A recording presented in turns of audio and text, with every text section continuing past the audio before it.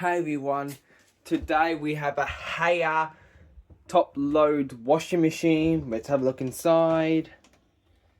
There's a drum where the clothes wash, and that's where you put the thing. And today we have a Electrolux dryer. Let's have a look inside.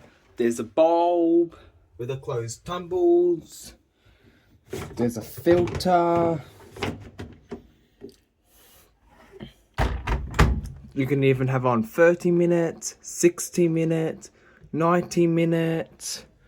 I don't know where you can have this dryer on. It is Electrolux dryer. So on the washer, it's got this direction, this dials. So that's it. Please like my video.